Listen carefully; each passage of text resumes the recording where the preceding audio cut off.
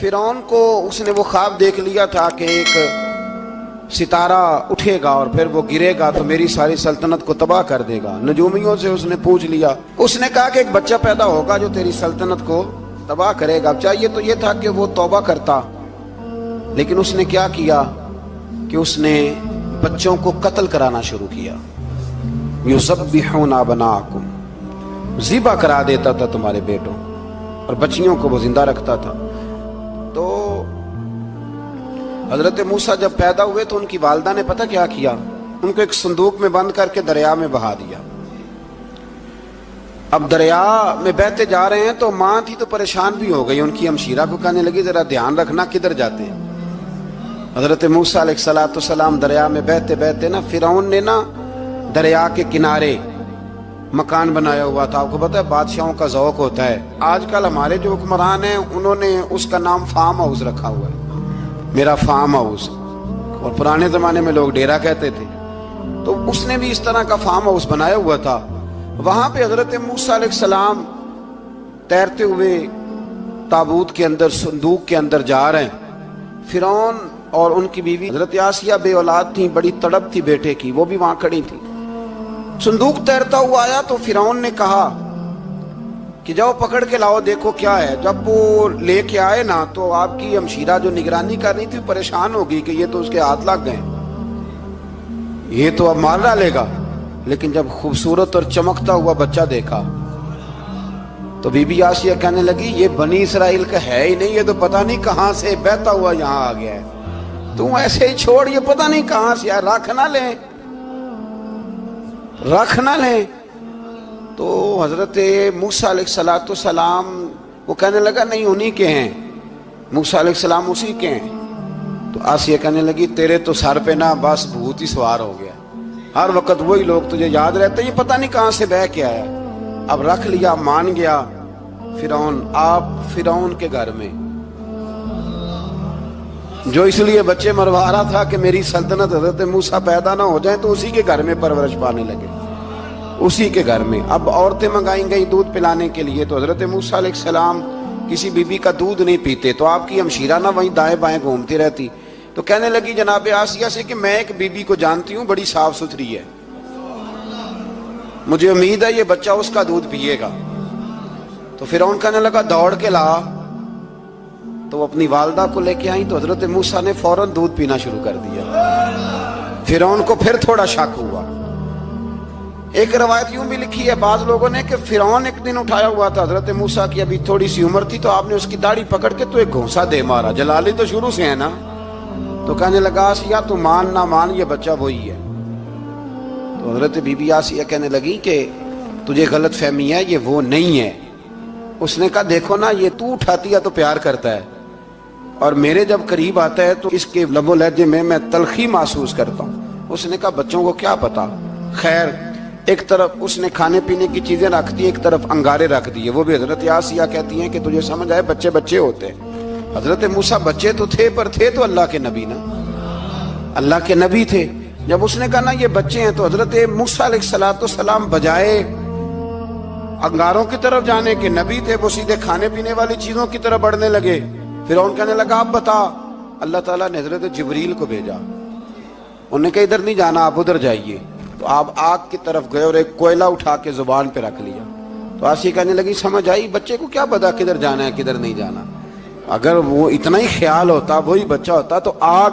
اور بعض مفسرین نے لکھا ہے یہ جو حضرت موسیٰ دعا مانگتے تھے نا رب اشرح لی صدری ویسر لی امری، یہ وہ آگ کا انگارہ جب کوئلہ منہ میں رکھا تھا نا تو اس کی وجہ سے زبان میں کچھ لکنت آ گئی، تو آپ دعا کرتے تھے کہ یا اللہ میری زبان کی وہ بند گرا کھول دے تاکہ میں کھل کے فرعون کے سامنے بات کر سکوں۔ وہیں حضرت موسیٰ پلنے لگے، وہیں پلے، وہیں جوان ہوئے، وہیں اللہ نے ساری دولتیں دی، بہن بھی ملی، ماں بھی ملی، اور سارے عزیزوں کا پیار بھی ملا۔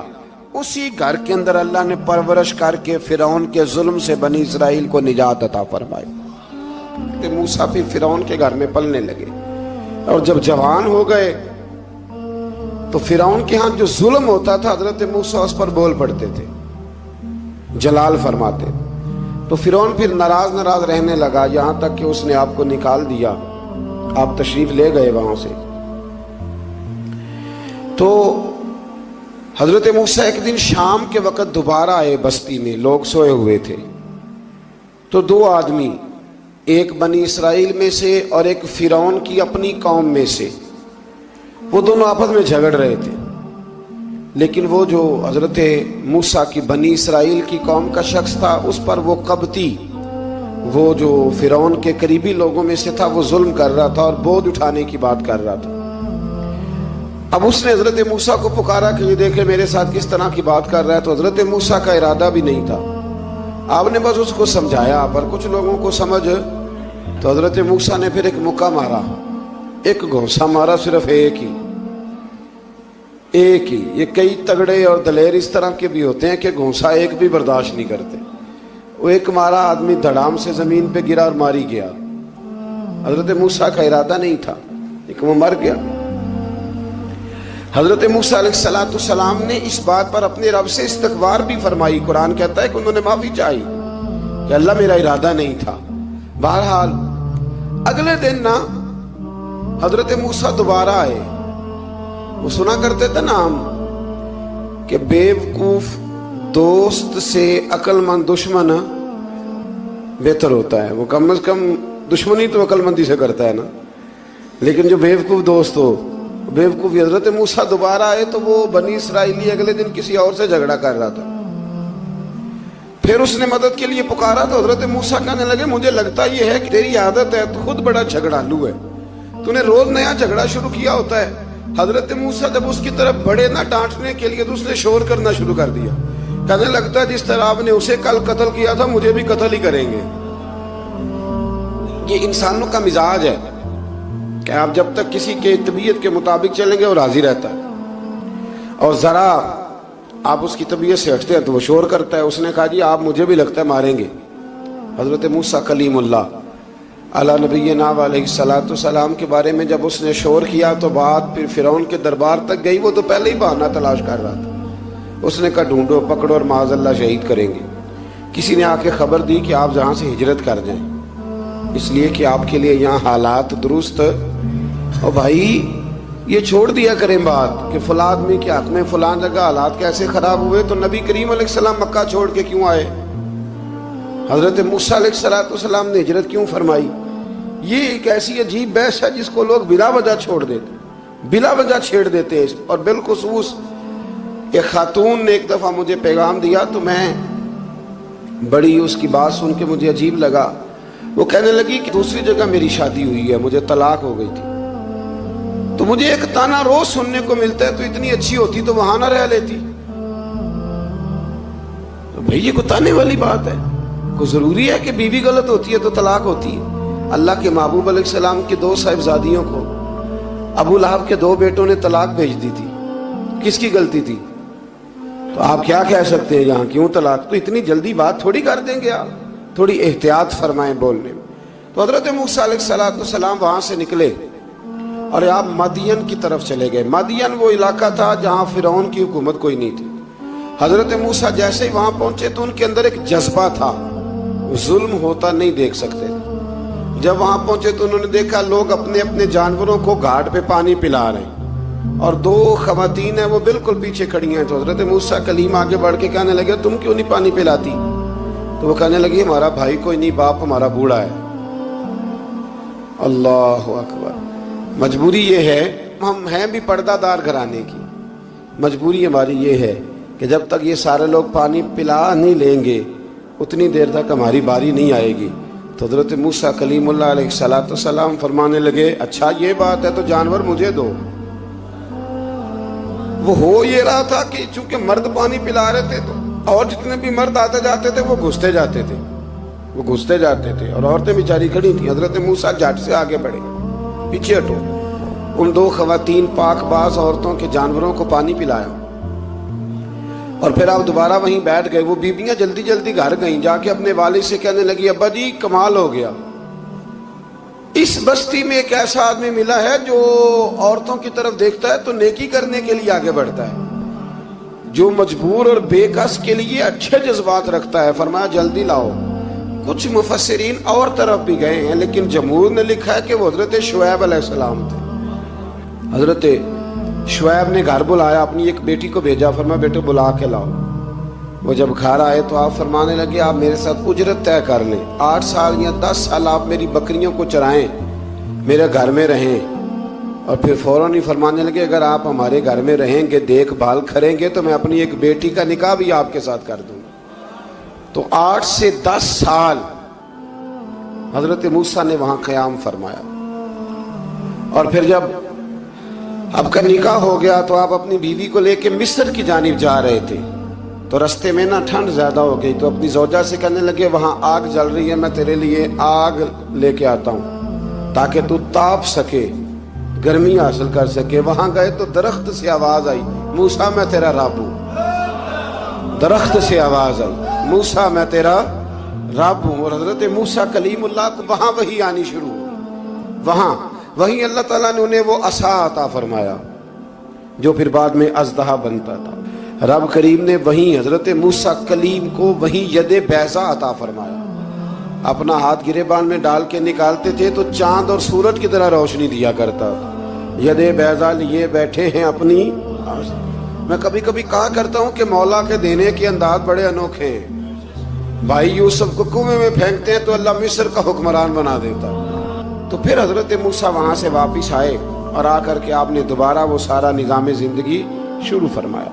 मूसा अलैहिस्सलाम ने उनको दावत हक दी और कहा कि मैं तुम्हारे पास वाज़े निशानियां लाया हूं, बनी इसराइल को मेरे साथ भेज दो। फिरौन ने मोजज़ात पेश करने के लिए कहा तो हजरत मूसा अलैहिस्सलाम ने अपना असा जमीन पे डाला, अपना असा, अपनी छड़ी, अपना डंडा जमीन पे डाला तो वो एक वाज़े अज़दहा बन गया। फिर हजरत सैयदना मूसा अलैहिस्सलाम ने अपना हाथ गिरेबान से निकाला तो वो देखने वालों के लिए रोशन हो गया, हाथ के अंदर नूर पैदा हो गया।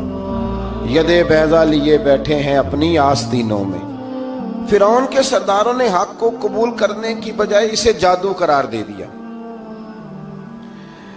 और कहा कि ये तुम्हें अपने मुल्क से निकालना चाहता है। उन्होंने कहा इस मामले को जरा ढील दो और जादूगरों को जमा करो। जादूगर आए, उन्होंने फिरौन से कहा कि हम हजरत मूसा के मुकाबले में जादू तो दिखाएंगे माज़अल्लाह, लेकिन अगर हम गालिब आ गए तो फिर हमारा इनाम क्या होगा? सौदा पहले तय करना है, क्या इनाम मिलेगा? उसने कहा कि अगर तुम गालिब आ गए तो मैं तुम्हें अपना करीबी बना लूंगा। बादशाहों का करीबी होना भी तो बड़ी बात है ना, लोग बड़े पापड़ बेलते हैं करीबी होने के लिए। और ये जो करीबी होते हैं ना, बिलखुसूस जो बादशाहों के करीबी होते हैं, बादशाहों की तबाही का सबब भी यही लोग ही बनते हैं। ये उनको रोज खबर देते हैं कि सब अच्छा है, सब अच्छा है। और दुनिया के ज़्यादातर हुक्मरान इन्हीं लोगों की वजह से तबाह होते हैं, क्योंकि उनका खुद आवाम से राब्ता नहीं रहता। अगर वो खुद आवाम के साथ डायरेक्ट राब्ता करें तो शायद उन्हें अच्छी और साफ सुथरी चीज़ें समझने को मिल जाए। खैर, जादूगरों ने जब कहा हमें क्या दोगे, तो उसने कहा तुम्हें करीबी बना लूंगा। जादूगरों ने मूसा अलैहिस्सलाम से कहा कि आप पहल करेंगे या हम पहल करें? तो मूसा अलैहिस्सलाम ने कहा तुम पहल करो। जब जादूगरों ने अपनी रस्सियां जमीन पे डाली तो लोगों की निगाहों को सहर ज़दा कर दिया, जादू कर दिया और उन्हें डरवा दिया। उन्होंने कहा ये तो बड़ा जादू ले आए। तो अल्लाह ताला ने हजरत मूसा अलैहिस्सलाम को हुक्म दिया कि आप भी अपना असा जमीन पे डालें। उनकी रस्सियां सांप बन गई थी ना, दरअसल वो सांप बनी नहीं थी, लोगों की आंखों पर जादू हो गया था, उन्हें सांप नजर आ रहा था। फरमाया आप भी अपना असा जमीन पे डालें। वो असा सांप बना और जादूगरों की सारी चीजों को निगल ही गया। उनकी बहुत सारी रस्सियां सांप बनी थी, इनका एक ही असा सांप बना और सबको निगल गया। इस तरह के मोजज़े की हकानियत और जादूगरों का बुतलान साबित हुआ और फिरौनी रुसवा हो गए। जादूगर सजदे में गिर गए और अल्लाह पर ईमान ले आए। फिरौन ने उन्हें धमकी दी कि तुम मेरी इजाजत के बगैर ईमान ले आए हो, मैं तुम्हारे हाथ और पांव मुखालिफ सिमत से काट दूंगा, यानी उल्टा हाथ काट दूंगा, सीधा पैर काट दूंगा। मेरी बगैर इजाजत ईमान ले आए हो और तुम्हें सूली पे भी चढ़वा दूंगा। उन्होंने कहा कि ईमान लाने की पादाश में तुम हमें सजा देना चाहते हो। फिर उन्होंने अल्लाह ताला से सब्र और इस्तिकामत की दुआ की। اس کے بعد فرعون نے بنی اسرائیل کے بیٹوں کو قتل کرنے کی اور بیٹیوں کو زندہ چھوڑنے کا حکم دے دیا۔ موسیٰ علیہ السلام نے قوم کو صبر کی تلقین کی اور کہا کہ نیک انجام اہل تقوی کے لیے۔ یہاں ایک لطیف بات ہمارے صوفیاء نے بھی لکھی ہے۔ صوفیاء کہتے ہیں کہ فرعون نے کلمہ نہیں پڑھا اور جادوگر کلمہ پڑھ گئے۔ وہ کس طرح کلمہ پڑھ گئے؟ تو کہنے لگے دراصل انہوں نے آتے ہی حضرت موسیٰ کا ادب بڑا کیا تھا۔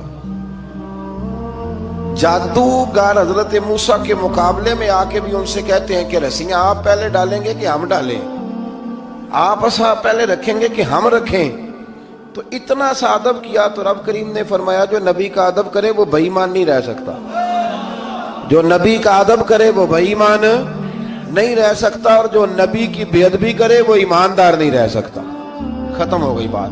یہاں ہمارے صوفیاء نے یہ بات لکھی ہے کہ چونکہ انہوں نے آتے ہی کہا تھا کہ آپ پہلے ڈالیں گے یا ہم پہلے ڈالیں، تو حضرت موسیٰ سے انہوں نے پوچھ لیا، نبی کے پوچھے بغیر پہل نہیں کی تو اللہ نے انہیں ایمان کی دولت عطا کر۔ اللہ تعالیٰ نے فرعونیوں پر قحط سالی کا عذاب نازل کیا۔ فرعونیوں کا طریقہ یہ تھا کہ اچھائی کو اپنا کمال گردانتے تھے، کہتے تھے یہ ہماری طرف سے، اور برائی کو معاذ اللہ بدشگونی کے طور پر موسیٰ علیہ السلام کی طرف منسوب کرتے تھے، کہتے تھے معاذ اللہ آپ کی وجہ سے یہ سارا کچھ ہو رہا ہے۔ ہوتے نا، نہیں کہتے ہیں جب سے میں وہاں گیا ہوں تب سے۔ ہمارے بزرگ ایک لطیفہ بھی سنایا کرتے تھے کہ کسی زمیندار نے نماز پڑھنی شروع کی تھی تو اس کے جانور مرنے شروع ہو گئے۔ اب لوگ سمجھتے ہیں کہ معاذ اللہ شاید یہ کسی بزرگ کے سبب سے ایسا ہے، حالانکہ یہ تو اللہ کی طرف سے آزمائش ہوتی ہے، اس کی حکمتیں ہوتی ہیں۔ اللہ تبارک و تعالیٰ نے ان پر عذاب کیا نازل کیا؟ آیت نمبر 130 اور 143 کا بھی آپ سورہ اعراف کی پڑھیں تو اللہ تعالیٰ نے ان پر ٹڈیوں کا، جموں کا، مینڈکوں کا اور خون کا عذاب نازل کیا۔ یہ کس قسم کا عذاب ہے؟ جمعے پڑ گئے، ٹڈیاں آ گئیں، یہ اللہ نے عذاب نازل کیا۔ جب وہ عذاب میں مبتلا ہوئے تو موسیٰ علیہ السلام سے کہا کہ آپ اللہ سے دعا کریں کہ ہم سے یہ عذاب ٹل جائے، اگر ایسا ہوا تو ہم ایمان لے آئیں گے، بنی اسرائیل کو بھی آزاد کر دیں گے۔ لیکن موسیٰ علیہ السلام کی دعا کے نتیجے میں جب عذاب ٹل جانے کے بعد فرعونی پھر اپنے وعدے سے پھر گئے۔ بنو قریظہ والوں نے بھی کئی دفعہ حضور سے وعدے کیے پر اپنے وعدوں پر قائم۔ ایک بات آپ سے یہاں روک کے عرض کر دوں، ہم بھی کئی دفعہ کہتے ہیں ذرا بریک کبھی گاڑی کی نہیں نہ لگتی تو ہم ارادہ کرتے ہیں کہ آج سے ہی نماز شروع کر دینی۔ ذرا طبیعت زیادہ لیل ہوتی ہے تو ارادہ کرتے ہیں نا کہ بھائی آج کے بعد ہم نے نیک، پھر کیا ہوتا ہے شفا ہو گئی تو چھٹی ہو گئی۔ یہ طریقہ درست نہیں، یہ تو کفار کا طریقہ بیان کیا نا قرآن پاک نے۔ یہاں فرمایا جب اللہ تبارک و تعالیٰ نے انہیں نجات دے دی تو اپنے وعدے سے مکر گئے، تو پھر اللہ تبارک و تعالیٰ نے بنی اسرائیل کو سمندر پار کر کے ایسی قوم کے پاس پہنچا دیا جو بتوں کی پرستش کرتی تھی۔ وہ تو بچ گئے لیکن فرعونی سارے دریا کے اندر غرق ہو گئے۔ حضرت موسیٰ علیہ السلام سے کہنے لگے کہ ہمارے لیے بھی ایک خدا بنا دیجئے۔ حضرت موسیٰ علیہ السلام نے فرمایا بت پرستی کرنے والے جاہل ہیں۔ یہ بت پرست قوم کے پاس جب گئے نا بنی اسرائیل والے، بت پوجتے ہوئے دیکھا تو کہنے لگے ہمارے لیے بھی سامنے بنا کے رکھ دو۔ فرمایا یہ تو جاہل ہیں، تم انہیں دیکھ کے اثر قبول کر رہے ہو اور اپنی جاہلیت کے باعث یہ ہلاک ہونے والے بھی ہیں۔ پھر اللہ تعالیٰ نے بنی اسرائیل پر اپنی نعمتوں کا ذکر فرمایا، اور موسیٰ علیہ السلام نے اپنی قوم میں ہارون علیہ السلام کو اپنا جانشین فرمایا اور کوہ طور پر تشریف لے گئے۔ اللہ نے فرمایا وہاں آ جائیں، میں آپ کو تورات عطا کرتا ہوں۔ 40 دن کا یہ عرصہ تھا۔ موسیٰ علیہ السلام نے وہاں پہ جا کے، وہ سارا واقعہ بھی انہی آیات میں ہے کہ حضرت موسیٰ نے عرض کیا تھا کہ رب ارنی، یا اللہ میں تجھے دیکھنا چاہتا ہوں، تو فرمایا لن ترانی، تو نہیں دیکھ سکتا۔ وہ بھی یہاں اللہ نے ذکر فرمایا۔ پھر اللہ تعالیٰ نے اپنی ایک تجلی جب کوہ طور پہ ڈالی تو حضرت موسیٰ علیہ السلام تاب نہ لا سکے اور بے ہوش ہو گئے، اور پہاڑ بھی ریزہ ریزہ ہو گیا۔ اس کا ذکر بھی اللہ نے انہی آیات میں فرمایا۔ آیت نمبر 144 سے 155 تک حضرت موسیٰ علیہ السلام کو رسالت عطا کرنے، کلیم اللہ کا منصب عطا کرنے، تورات عطا کرنے کا ذکر ہے۔ آگے چل کے بتایا کہ جو متکبر لوگ ہیں نا وہ آیات الہیہ سے منہ پھیرتے ہیں، اور جو لوگ اللہ کی آیات اور قیامت کو جھٹلاتے ہیں ان کے اعمال باطل ہیں۔ پھر موسیٰ علیہ السلام کے کوہ طور پر قیام کے عرصے میں بنی اسرائیل کے زیورات سے بچڑا بنا کر اسے معبود بنانے کا ذکر ہے۔ ان میں ایک جادوگر تھا سامری، سنا ہے سلالہ میں اس کی قبر ہے۔